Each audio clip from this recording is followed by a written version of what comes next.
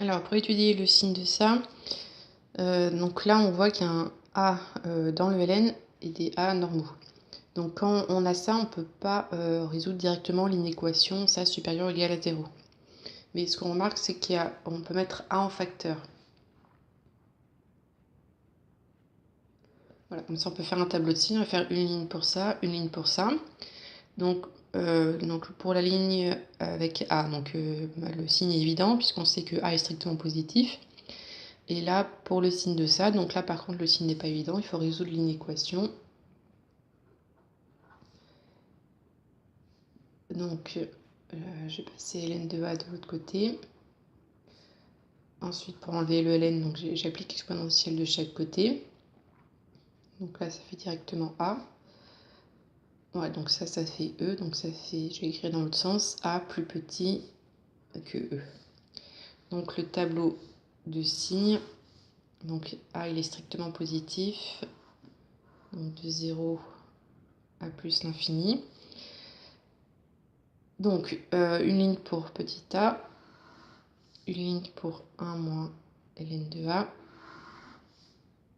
et une ligne pour a moins a ln de a.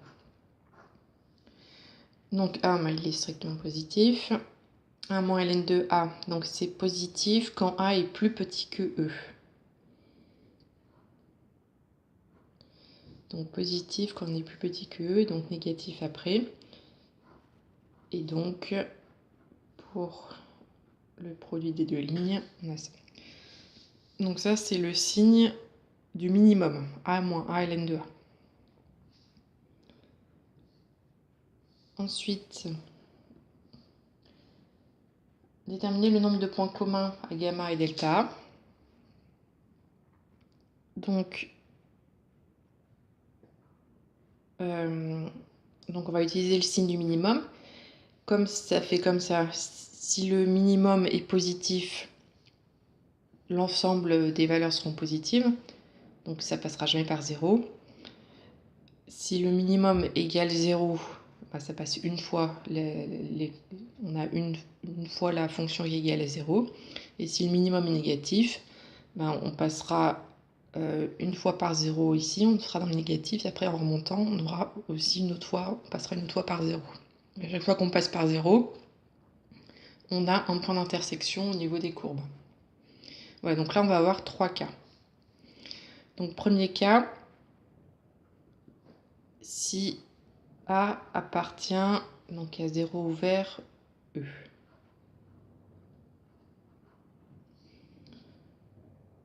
Donc, je vais refaire rapidement le tableau. Donc, ça, en fait, ça correspond, E, c'est à peu près 2,718. Donc, ça correspond au cas A égale 2.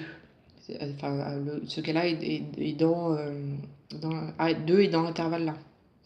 Donc, on va avoir exactement le même raisonnement. Donc là, on a A moins A ln de A.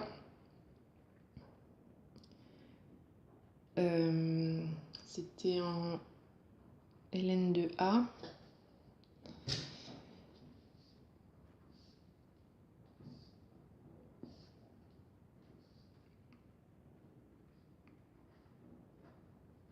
Donc là, le minimum,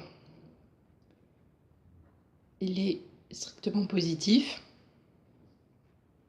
Donc là, je vais marquer si A appartient, alors A moins A ln de A est strictement positif.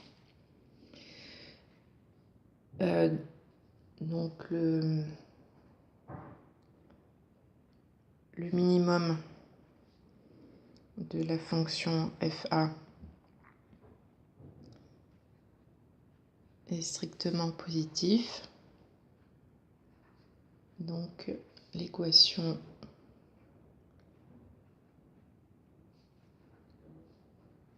fa de x égale 0 n'a pas de solution.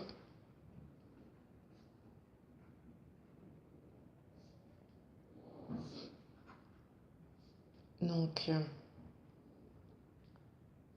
e de x moins ax égale 0 n'a pas de solution.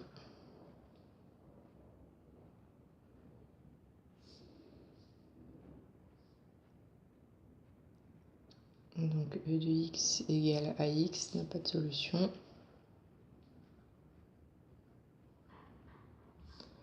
Et donc ça correspond à c'est la fonction de la courbe gamma. Et c'est la courbe delta A. Donc les courbes gamma, donc gamma et delta A n'ont pas de point commun.